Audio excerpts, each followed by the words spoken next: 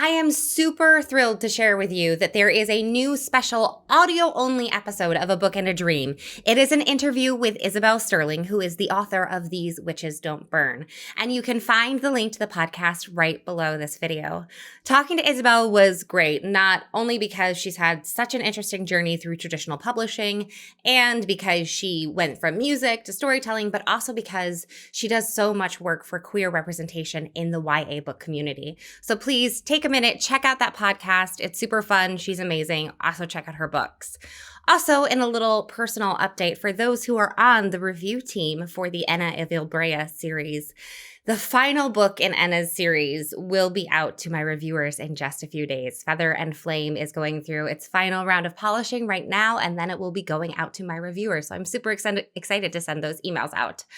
I'm also deep in the trenches of editing a new book series that takes place in Ilbrea. So Feather and Flame is the last book in Ena's series, but Ilbrea is a very large world. There will be several series in that world. So The Guilds of Ilbrea, the first book of that, is going to be coming out this summer, and I just got the cover for it. We're going to be doing a cover reveal later this week. There's lots and lots of exciting things going on.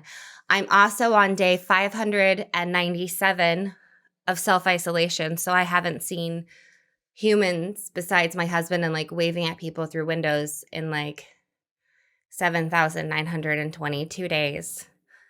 So yeah, that's a thing that's happening still in this world. And you know, it's going as well as, you know, a pandemic can go. I'm very lucky, it's a safe place to stay, books to keep me busy, you know, all those great things.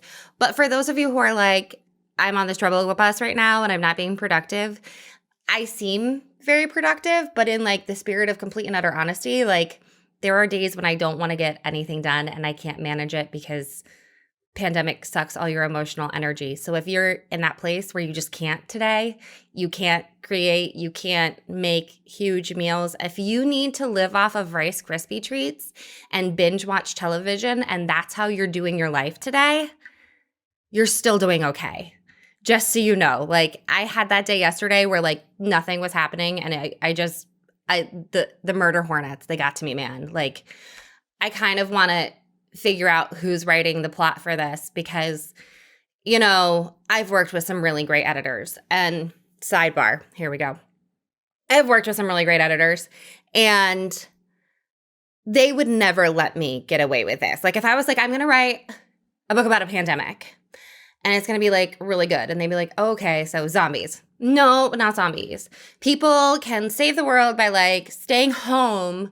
And so they're going to learn to like be quiet with themselves and be compassionate to those around them.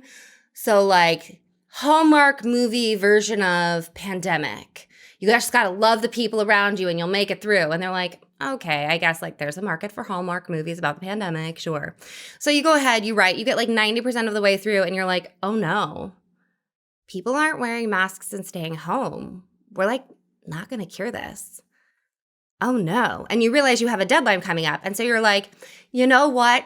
I'm going to drop murder hornets into the plot because then people will be terrified to go outside because murder hornets. And then everyone's going to lock themselves in their homes and we'll cure the pandemic.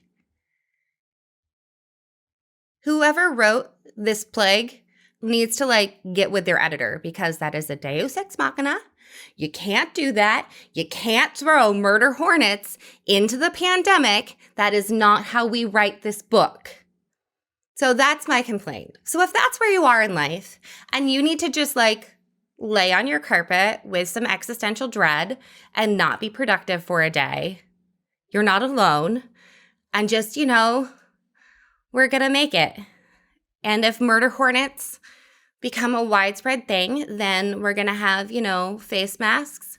And we'll just all go around looking like knights in shining armor with metal plates all over us.